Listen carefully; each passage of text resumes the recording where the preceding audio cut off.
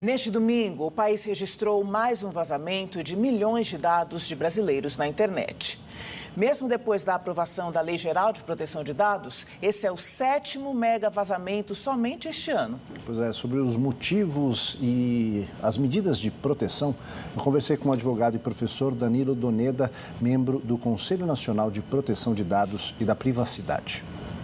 O crime cibernético no país compensa? Difícil ter uma noção exata de quanto compensa ou não o crime cibernético, porque ele tem várias grandezas, mas uma coisa parece certa, né? A recorrência de vazamentos, de fraude bancária aqui no Brasil também tem índices muito altos, faz presumir que aqui no Brasil nós tenhamos um problema um pouco constante de segurança da informação e que tenhamos muita gente disposta a se aproveitar desse problema, criando situações para que dados sejam utilizados, fraudes sejam cometidas a partir de dados pessoais. Danilo, nós temos a Lei de Proteção de Dados. Onde é que nós não estamos fazendo a nossa lição de casa?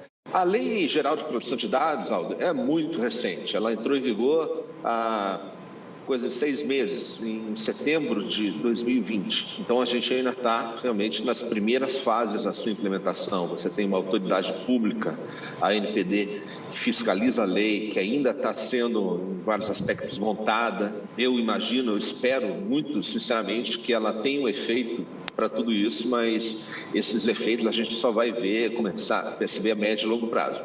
Quer dizer, alguns deles a gente já observa.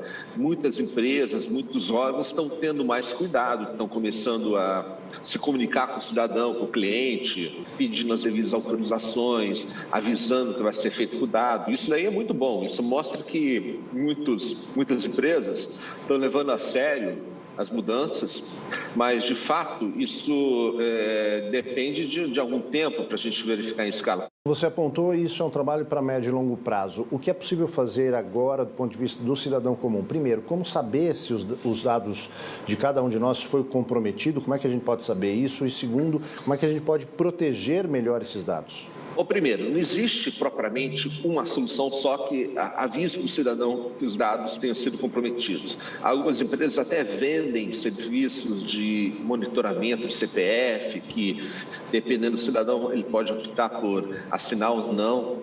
Mas o que é mais importante, imagino eu, Aldo, é que o cidadão também faça a sua parte e tome consciência de que ele deve, quando for possível, controlar a exposição dos próprios dados. Ele deve evitar fornecer dados para gente que ele não conhece, para coisas que não é necessário.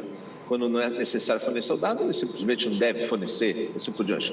O cidadão deve ficar muito atento a qualquer movimentação, principalmente financeira, ou que implique algum tipo de contrato. Por exemplo, o cidadão recebe um aviso de que foi aberta uma conta no seu nome, um telefone foi assinado no seu nome, ele recebe um e-mail. Todas essas coisas, eu sei que é difícil para o cidadão, nem se pode exigir que a gente faça autodefesa, né?